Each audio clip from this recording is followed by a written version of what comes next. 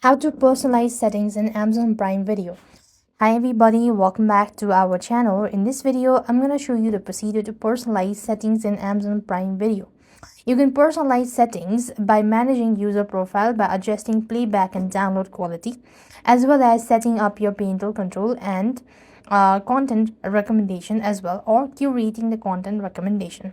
So what you want to do is, first thing, if you want to actually secure your account, or let's say if you want to set a pin, then what you want to do is set a different profile. First thing, you want to click onto the profile, then click on the profile at the top left corner.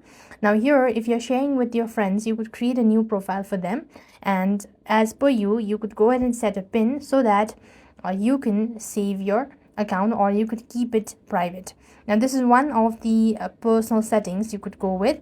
Next, you could also go to the permission section from the profile, and here you have these viewing restriction as well as purchase restrictions and all that stuff.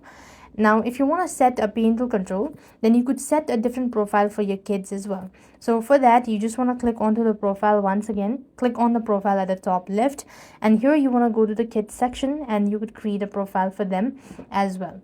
Now that you've done this, you could also set a 4-digit pin for your profile, as I've already mentioned.